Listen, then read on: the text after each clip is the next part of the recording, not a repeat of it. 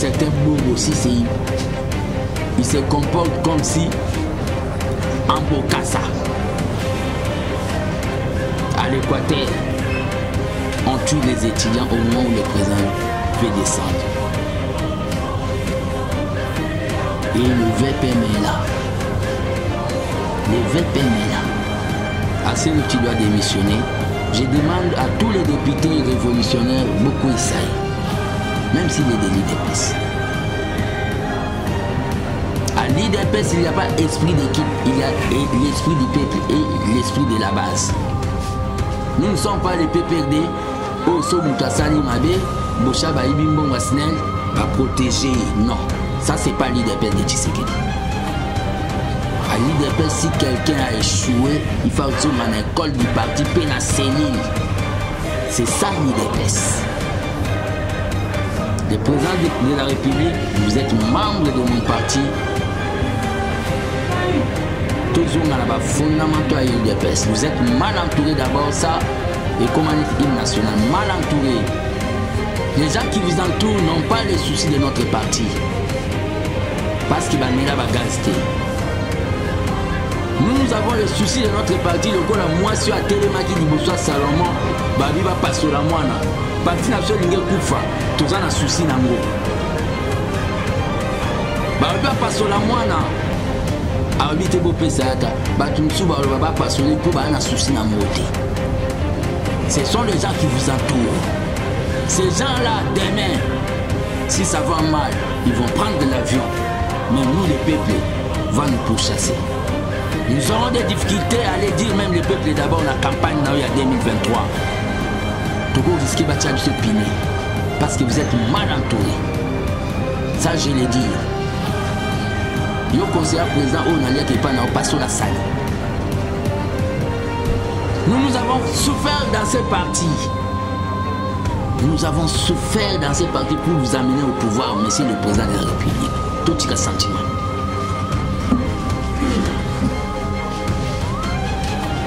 Il y a des choses qui se passent au Katanga, au Babengi, le tribalisme est boti. Mais dans votre cabinet là, il y a des Katangais. Ils ne peuvent pas descendre là-bas pour aller calmer cette situation. Ils sont là seulement dans des postes. Ça nous met mal à l'aise. Toujours murmurer chaque jour. Mais c'est parti. Et au coup faté. Nous avons donné notre jeunesse dans ces partis. Toi, la partie, c'est tout aucun été. Le trafic d'influence va conseiller nos bateaux Sala. Devant notre pouvoir, il y a 100 autres on a passe. Il y a un sacrifice, il y a un handicap. Ils ont interpellé monsieur le président. Tous ont banquité pour tout le monde. Ils ont empêché de même comme parce que nous allons fini. Notre pouvoir devient un pouvoir. Il y a un sentiment. Jean-Claude Van Damme, c'est quoi dans les marmites des Congolais? Conseil, il y a Wenge Yakala, il y a Jibé Nabawira. C'est quoi dans les sociales des Congolais? On a loisir. Je dois vous le dire. Moi, je ne suis pas là pour dire Fatih béton, non. Je dois vous le dire, monsieur le président. Comme on nous empêche de venir vous le dire. Et la justification, je m'adressais au président quand je parlais des conseils. Je m'adressais au président quand je parlais des conseillers. Il doit changer son équipe. La justification, aujourd'hui, l'IDPS doit cesser de dire que Kabila a tiré sur Bako de Bana. Justification à l'aéroport. Bon, le là on trouve Kabila n'est plus, Kabila n'est plus. Kabila on a tomate n'est pas Kindakati. On doit cesser de dire que Kabila. Kabila, c'est un président honoraire. C'est vous, Totinda, qui n'a guère de bois capable. On doit se le dire. moi ministre d'État chargé de la reconstruction Kabila awera le balangate pour qu'il contrôler ba site vanda na bureau pour non, j'ai serré sur le terrain.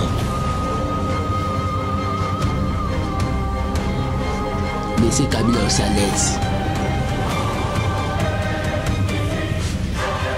On doit laisser Kabila aussi à l'aise. Des fois, il se demande aussi, bateau na sali bamoni. Vous êtes des incapables tout autour du président. Il faut Bolomba. Ça, c'est pas la justification. Par rapport aux élections, j'ai déjà répondu. Leçon de temps, leçon l'organabilité de traiter le dossier et de perception rapport que nous avons étudié, nous ne pouvons pas aller aux élections. Que nous, les politiques, tout le monde va. Les normal.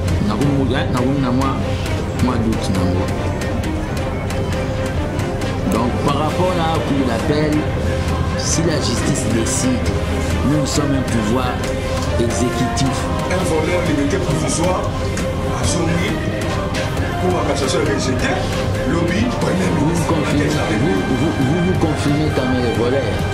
Oui, vous êtes justice indépendante. Et la justice en question, c'est ça la question. La justice en question a vu que peut-être il était innocent. Si la justice a vu ça, qu'est-ce que vous voulez que Fatih puisse aller faire? Mais c'est lui le garant de la nation. Non, non, les garants, c'est pas dans ce sens. Vous allez, s'il vous plaît, on ne fait pas un débat, on ne fait pas un dialogue. S'il vous plaît, on ne fait pas un dialogue. Il est le garant de la nation, mais s'il va s'ingérer dans ces histoires de la justice, vous allez l'appeler dictateur. Il est le haut magistrat. C'est tout à fait. Il est le haut magistrat. Vous savez, s'il s'ingère dans ces histoires, il a laissé, nous va prendre acte de ce que la justice va faire. C'est ça, on passe à une autre question. La volonté politique à président, nous sommes là, nous allons combattre les moutons noirs, Nyoso Baza, Pembe na Mokonzamboka. Na idée, tout arriver à réaliser ce qu'on vous avait promis. Au peuple katangé, le tribalisme ne va pas vous enrichir. Vous êtes marié avec les Louba. Vous êtes marié avec les Louba. Olivier Kamitatou, fais ton boulot, ne cherche pas à envenimer la situation. Fais ton boulot, Olivier Kamitatou. Ne cherche pas à envenimer la situation. Comporte comme il faut se comporter, Moïse a se comporté. La brutalité, nous, la rébellion, la deuxième fois, ne cherche pas à envenimer la situation. Et j'ai dit, je vous remercie.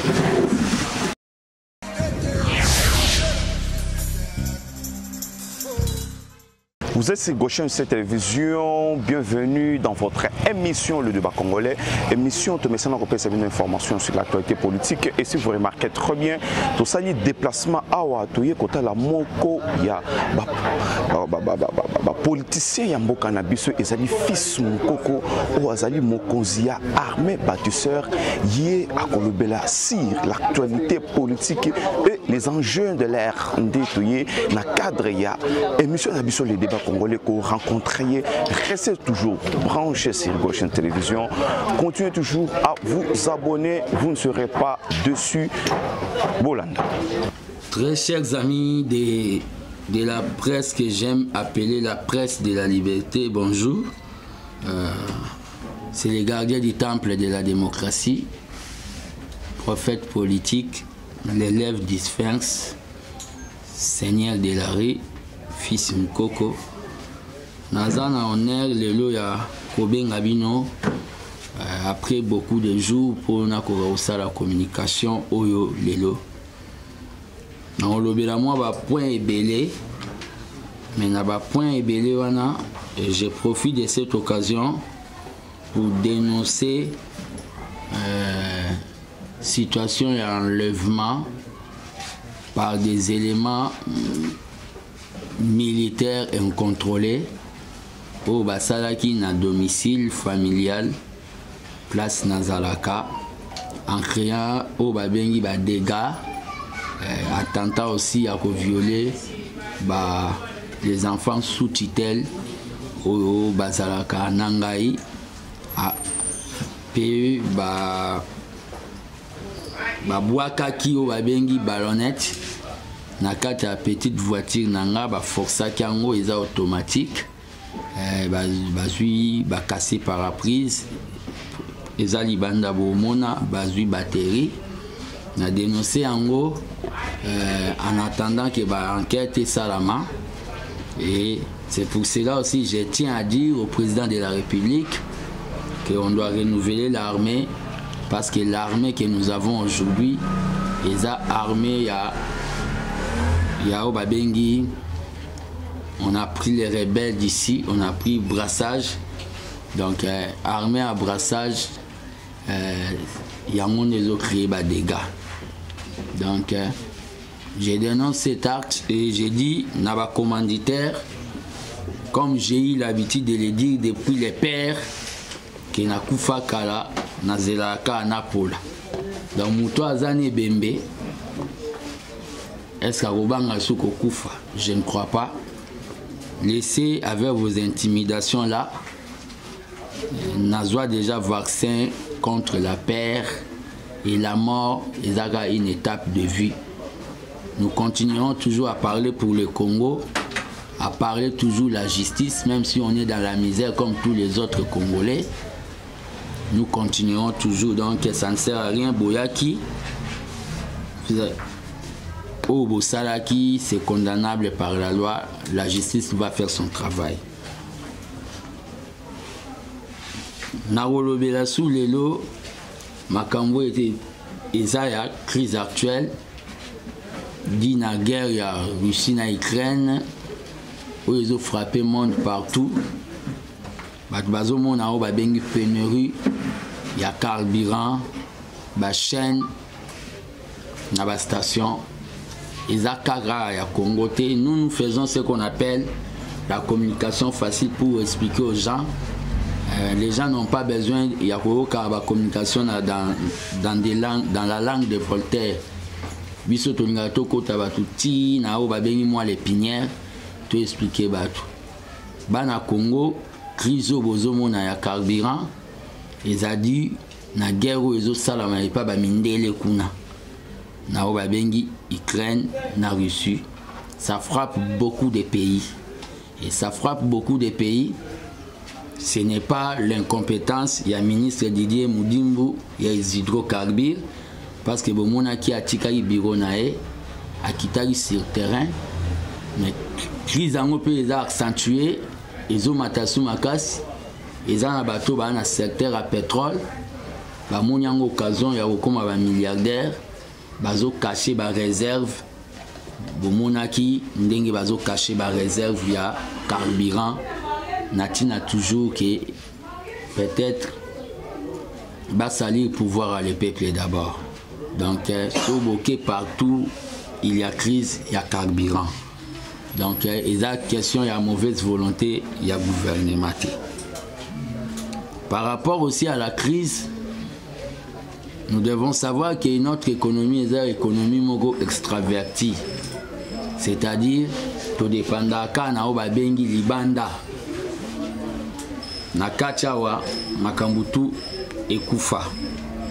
C'est pour cela, tant que gardien du temple de la démocratie,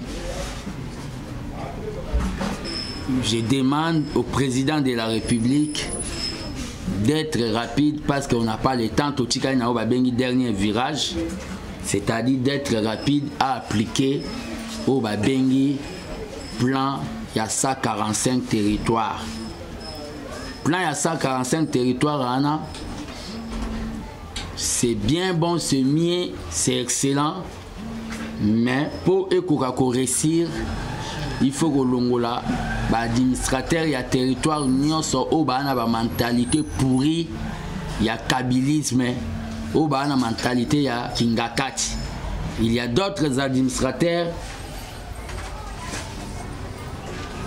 ceux qui bozui ba mbongo bo linga bo pesa pour na développement ya ba territoire bo pesier boye bake et le côté ko salama to kozonga suna milelo.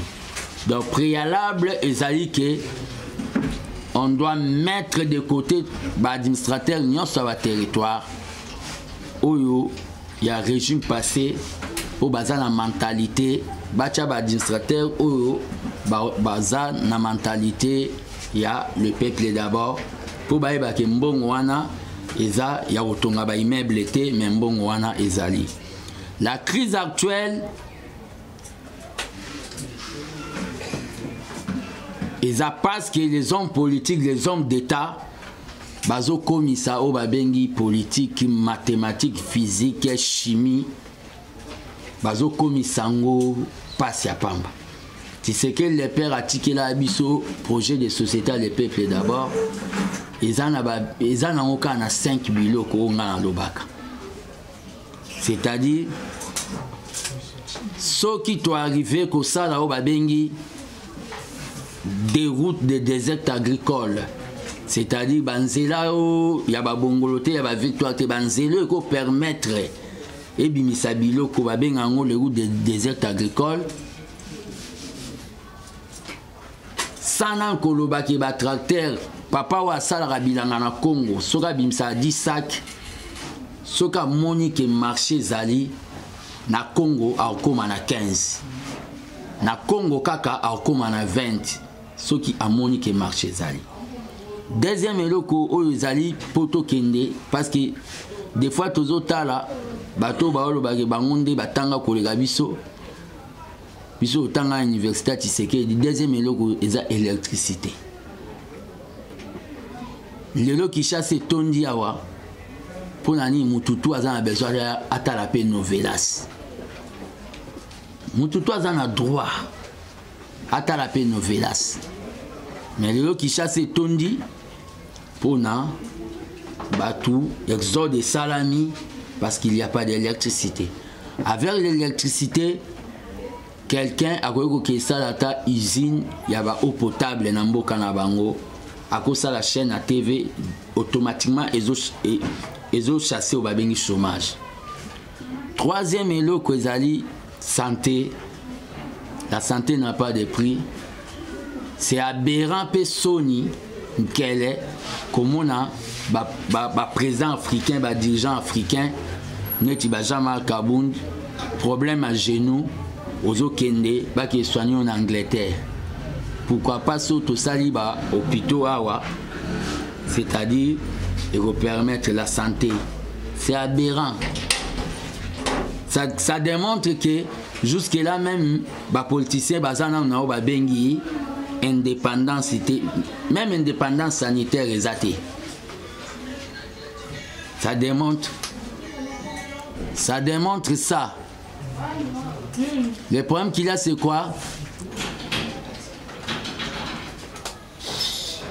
Troisième eloko en santé.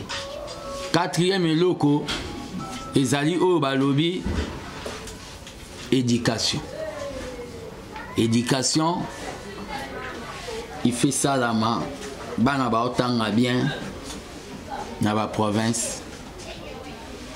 Toujours sécurité waneza makam.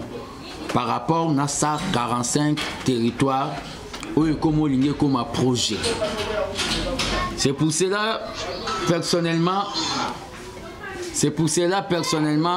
tant que gardien du temple. Vous avez vu quand on a nommé Sama, Nataki est sous réserve.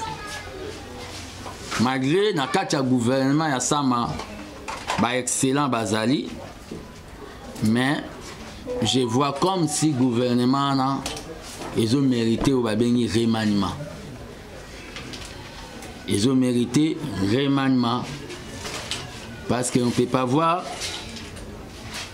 des gens comme Basselo, il est de mon parti, VPM de l'intérieur manifesté au Babengi incapacité notoire. Il faisait en école du parti. C'est-à-dire quelqu'un qui ne maîtrise rien, quelqu'un qui laisse au Babengi gouverneur Mourouya Équateur, s'il vous plaît, éteignez vos téléphones. Je parle des choses très importantes, Yamboka. Vous déconnectez, Ngati. À l'Équateur, on tue les étudiants. Au moment où le président, parce que je suis dans la délégation, nous devons descendre à l'Équateur. Un certain Bobo aussi, il se comporte comme si en Bokassa. À l'Équateur, on tue les étudiants au moment où le président veut descendre. Et le VPM est là. Le VPM est là. Assez le tu dois démissionner. Je demande à tous les députés révolutionnaires, beaucoup Isaïe, même s'il est de l'IDPS. À l'IDPS, il n'y a pas esprit d'équipe, il y a l'esprit du peuple et l'esprit de la base. Nous ne sommes pas les PPRD, Oso Moutasali Mabe, Bocha Baïbimbo Wasnel, va protéger. Non, ça c'est pas l'IDPS de Tshisekedi. À l'IDPS, si quelqu'un a échoué, il faut aller en école du parti, peine à cellule. C'est ça l'IDPS. Le président de la République, vous êtes membre de mon parti. Tous on a fondamentaux à l'IDPS. Vous êtes mal entouré d'abord, ça, et comment on est hymne national, mal entouré. Les gens qui vous entourent n'ont pas les soucis de notre parti. Parce que Bamela va gazter. Nous avons les soucis de notre parti. Le col à moi sur la Télémaki Libosoa Salomon, Babi va passer la moine. Parti national Lingé Koufa, tous en a souci nango. Babi va passer la moine. Habité Bopé Sayata, Batumsou Baba passer pour Bana souci nangote. Ce sont les gens qui vous entourent. Ces gens-là, demain, si ça va mal, ils vont prendre l'avion. Mais nous, les peuples, va nous pourchasser. Nous aurons des difficultés à aller dire même les peuples d'abord la campagne en 2023. Togo risquer Batiabiso Piné. Parce que vous êtes mal entourés. Ça, je l'ai dit. Yo conseiller président au Nalia Kepana au Passo la Sani. Nous avons souffert dans ces partis. Nous avons souffert dans ces partis pour vous amener au pouvoir, monsieur le président de la République. Tout un sentiment.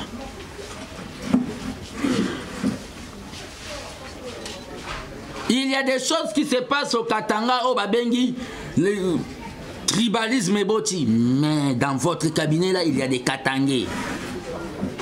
Ils ne peuvent pas descendre là-bas pour aller calmer cette situation.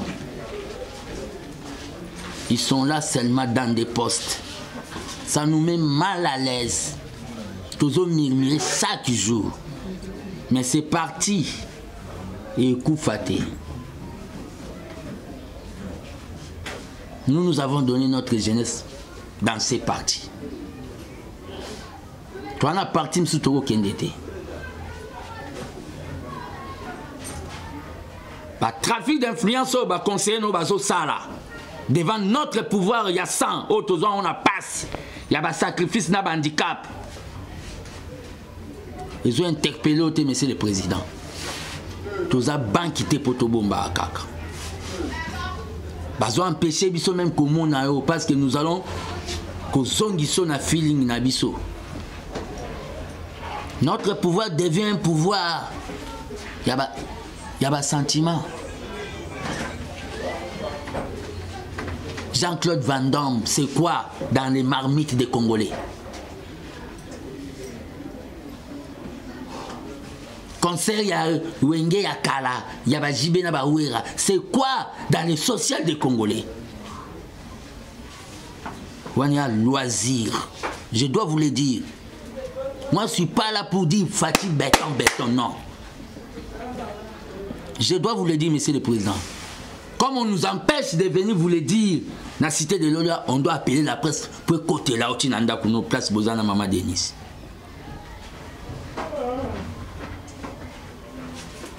Jean-Claude Van Damme, na social, il y a Congolais, c'est quoi?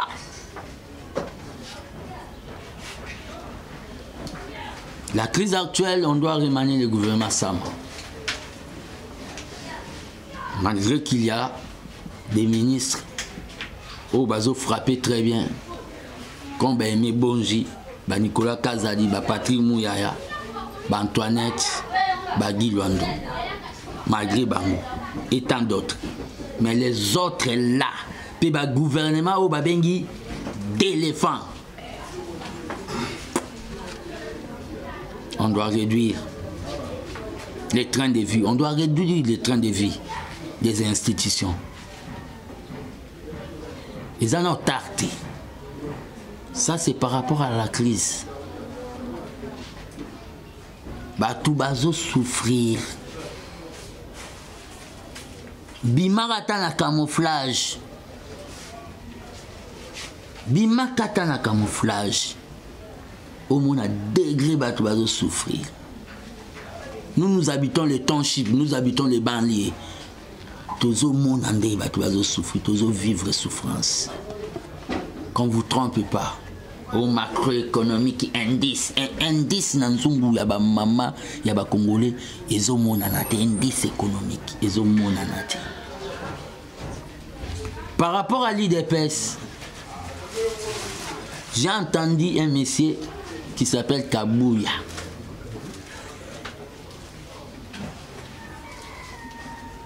Veut réglementer la communication de l'IDPS. Qui est Mtutua Kolobate, Kabouya. D'abord, Kabouya, toi tu communiques bien. Ozanaba,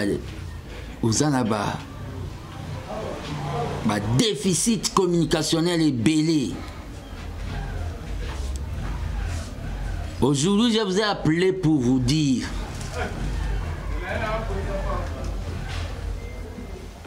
Kabouya doit suivre son maître. Kabouya doit suivre son maître Kabound. Et Kabound à toi aussi. Je ne t'avais pas dit que Kabouya la Rao Babengi Corbillard, il y a au cadre. Kabouya a induit Mavung en erreur. Il a induit beaucoup de gens en erreur. Très chers combattants, pour qu'on sauve ces partis, Kabouya doit quitter. Doit quitter les partis. Les postes. C'est un incapable. L'IDPS n'a pas besoin d'aller faire la redynamisation au Kasaï. Kuna tozwa yango déjà Kasaï wana. L'IDPS n'a pas besoin d'aller faire la redynamisation au Congo central. Na Congo central, Moutouami Toumbale ba triché l'élection en 2011 à Tshisekedi. L'IDPS a besoin ya okende na ba Kivu. Ya okende na ba province orientale. Ya okende na ba Équateur, ya okende na ba Bandundu. Vous allez toujours au Kasaï pour les beaucoup ma bakangeli liboka diama.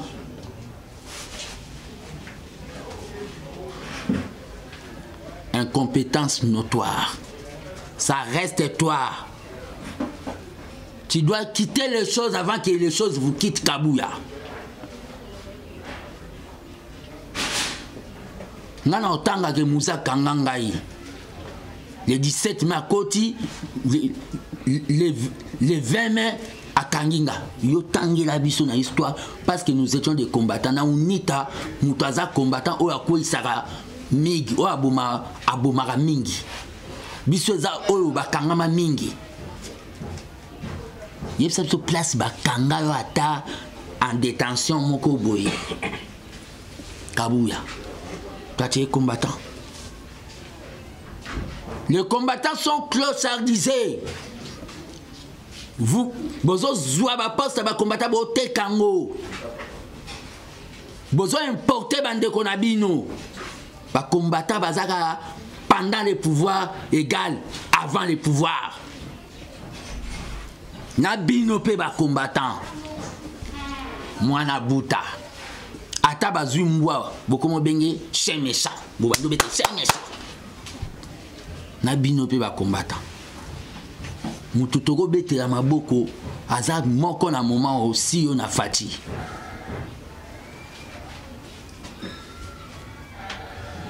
Bon comme ça ba Kabound ba 14e parlementaire. OK ba parlementaire na histoire IDPS ba 13.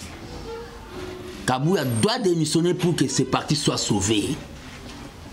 Kabouya a envoyé, je dénonce ça, a envoyé une mission, il y a Barouti, na Lualaba. Baké Kuna Bako créé désordre dans la fédération à Lualaba 1. Puis ba touché par l'autorité, il y a Lualaba, $40,000. IDPS. Parti non corruptible. Donc, aux autres, ça va tout ordre de mission pour voyager. Kabouya yo comme benga parlementaire debout, mais tout ça la bien été.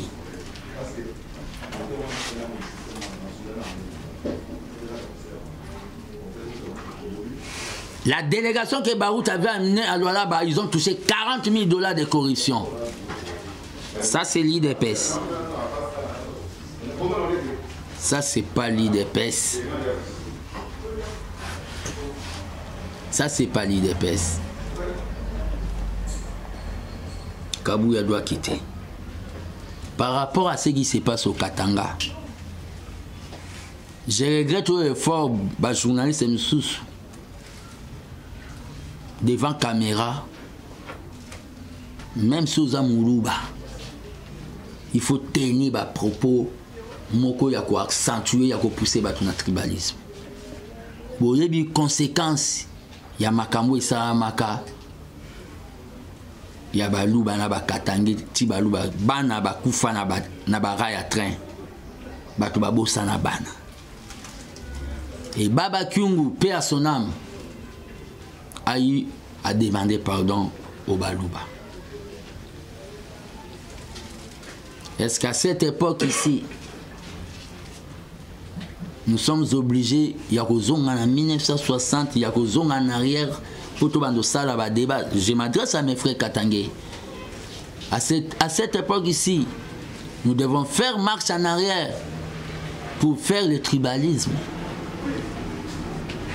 Je ne crois pas.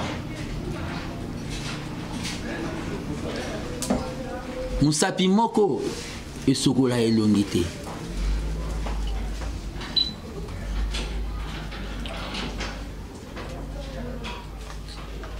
Ce qui se passe maintenant au niveau du Katanga, esprit tribaliste et lingui et surgir. Est-ce que Kocha Amia Baba à l'aise?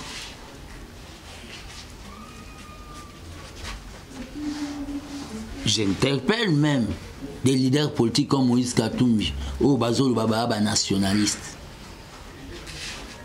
Cette situation vous a la Minokwe Kangami. Les Guileniembo, les directeurs des cabinets, même les Guileniembo, du cabas du président, vous êtes Katangé. Pourquoi pas vous pouvez dire à nos frères Katangé que peuple Katangé, le président vous a privilégié. Son directeur des cabinets, c'est un Katangé. Le premier ministre, c'est un Katangé. Parmi ses conseillers influents, ce sont des Katangés. Qu'on ne vous incite pas à nous faire marche en arrière. L'homme a toujours besoin d'un homme. Toi, tu vas tuer Moulouba. Si Moulouba avait marié ta fille, c'est que tu vas tuer. Tu sais, c'est lui que tu vas tuer. Vous vous êtes mariés déjà.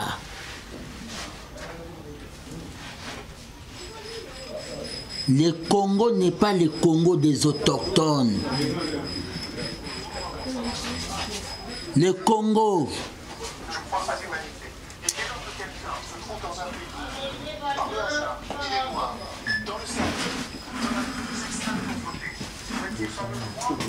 Le Congo, s'il vous plaît. Le Congo, prochainement, vous commencez à laisser vos téléphones. Le Congo,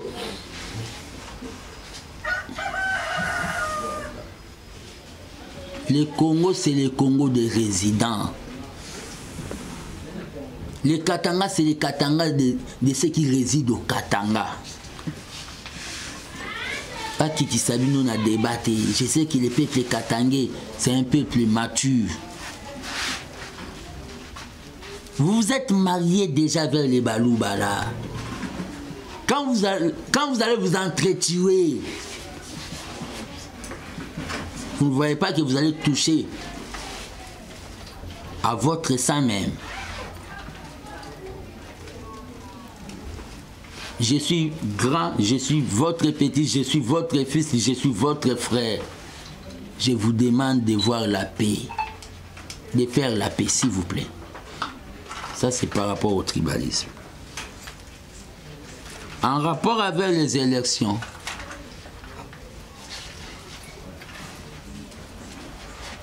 nous, l'IDPS, nous sommes prêts pour les élections. Muzitu boloba ki bino na ba faulu ke bo gagnera ba élection. Toki na ba élection. Bo confirmer les biso so bo gagnaka. Makamba ba négociation ana et salamate. O bozoya ke bo négocier nini. Bo négocier nini.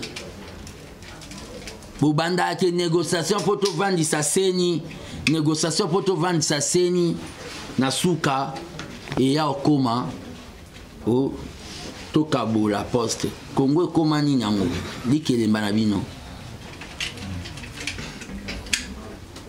S'il y aura négociation, nous aussi toko ngapé na okota négociation pour na représenter bateau bazanga bandeko ya. Les non alignés. Il n'y aura pas de négociation. Allons tout droit aux élections. Que les meilleurs gagnent. Si vous avez gagné bino, vous avez une opposition. Si vous avez gagné bino, vous avez une opposition. Mais ça passe pour vous gagner bino, ici dans la politique. Très chers amis de la presse, par rapport à l'état de siège, je demande au président de la République de mettre au babengi ba numéro standard au batubakoki ko benga partir ya ba zone dans état de siège ba benga yango pour ba pesa information. Il y a trop des habits où ils sont en état de siège. Na ba zone état de siège. Trop des habits. Le Rwanda nous fait la guerre parce que au volcan Ngabati. Le Rwanda nous fait la guerre parce qu'il y a Tiki M23, Bazonga na Rwanda tout lundi, Bazongi na Rwanda, c'est-à-dire le Rwanda nous faisait la guerre. À l'époque, on a des Kabila Azaki, président de la République, tout le monde disait ça. Et je me souviens encore la fois passée, l'ancien DG à RTL16 avec la conférence de presse, à lobby, l'homme qui est DG parce que a critiqué qui Paul Kagame à son arrivée ici, la conférence de femme. Et pas Patrick Mouyaya, où nous avons mis ça à l'Ongola qui est, parce qu'il a rediffusé l'émission, où il a critiqué qui Paul Kagame. Mais pourquoi aujourd'hui, l'IDPS au pouvoir, M23 a zongi du sous-soixante pour ça, de guerre, vous avez pris ça à la légère pour dire que Papi Saraka numéro, mais le M23 Baye, Bazo Luka, doit respecter accord au binomoko, biso peuple, mais binomoko il de baisse. Vous dites qu'à la signer na bangote pour respecter Yango. Vous le venez à côté. Et pourquoi vous, l'IDPS aujourd'hui, vous ne voulez pas pointer le Rwanda? On a colloqué Rwanda au Salabiso guerre à travers le M23. C'est ça ma question, merci. Il fait la bonne communication. Je ne l'ai jamais rencontré. Qui est même dans la RTNC.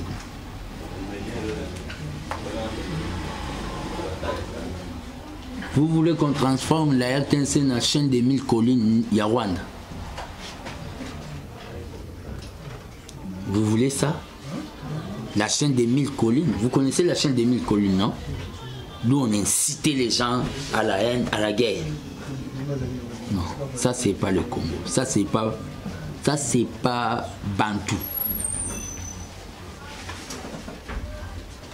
On l'a suspendu. Il y a ce qu'on appelle la courtoisie diplomatique. Mouto pa lingaka boma mouto alobaka pete. Des fois j'ai appris ça attitude à Kabila. Aoseka na ebi gende zaboye. Bosale l'autre.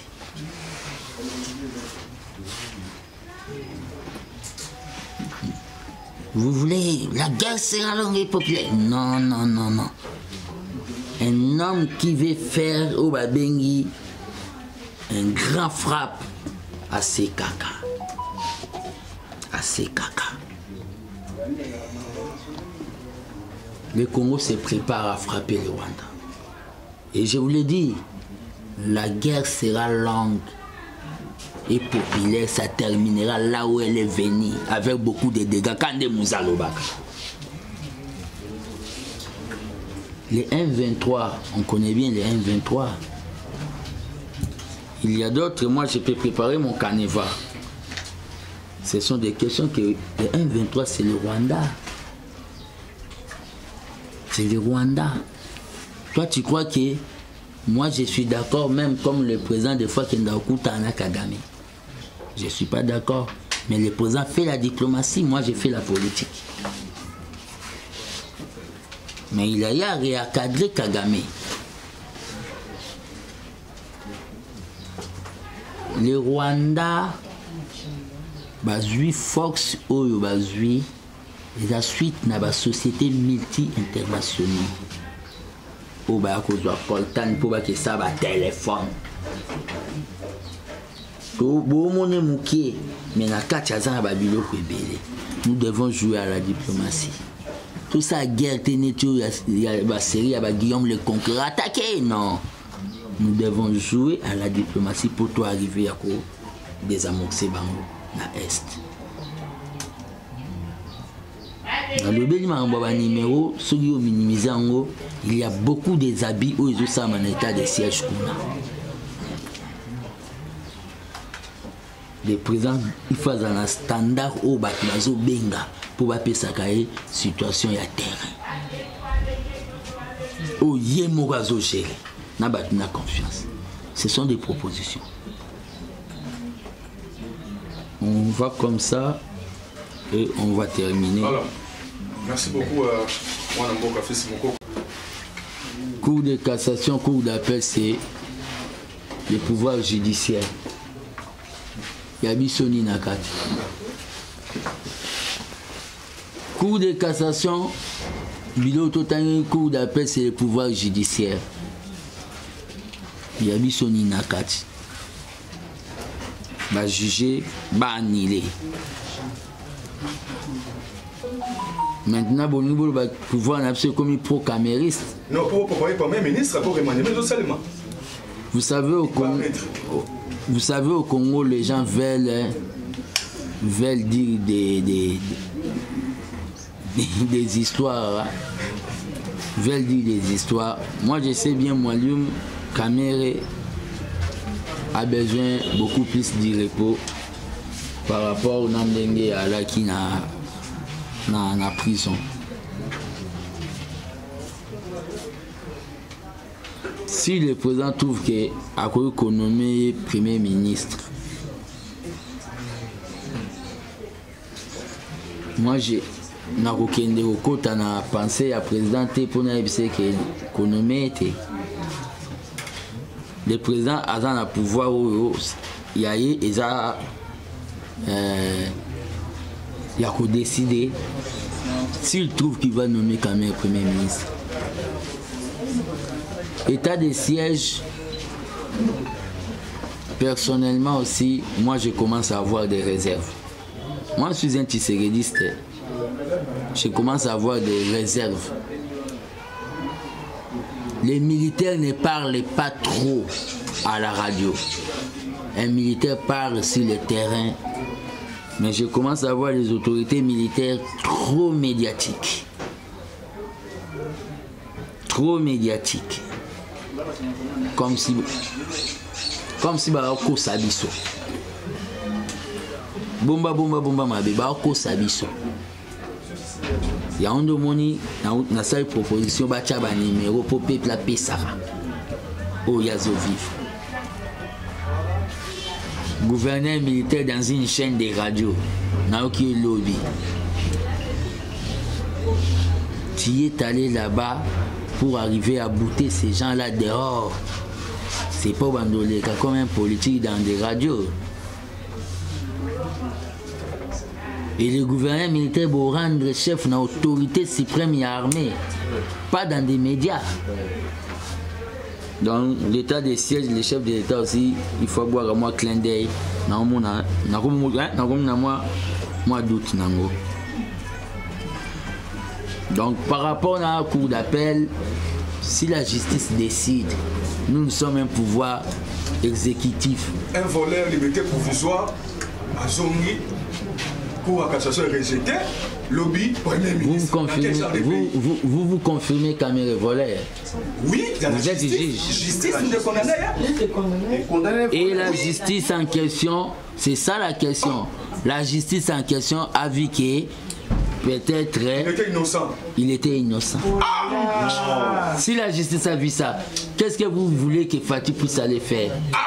Mais c'est lui le garant de la nation. Non, les garants, c'est pas dans ce sens. Vous allez, s'il vous plaît, on ne fait pas un débat, on ne fait pas un dialogue. S'il vous plaît, on ne fait pas un dialogue. Il est le garant de la nation, mais s'il va s'ingérer dans ces histoires de la justice, vous allez l'appeler dictateur. Il est le haut magistrat. C'est tout à fait. Il est le haut magistrat. Vous savez, s'il s'ingère dans ces histoires, et il a laissé, lui va prendre acte de ce que la justice va faire. C'est ça, on passe à une autre question. Nous sommes arrivés à la fin avec Fils Mukoko, le gardien du temple, seigneur de la rue Binomoko Bolandi, Ndenge Aouti Koloba, Aouti Koyembola Makambu, Oyo surtout, et Zali ko préoccupé sur le plan économique, le plan sécuritaire, Makambu surtout étali gouvernement. Je pense que Aouti Kolanda, on a quatre émissions, vous pouvez s'abonner confiance, vous continuez à s'abonner derrière la caméra. C'était Bob Kokissa, Joël Ngabou, équipe Mobimba. Il y a Gauchen 7 télévision. Napesi Binombote, restez toujours branchés, vous ne serez pas dessus. Merci.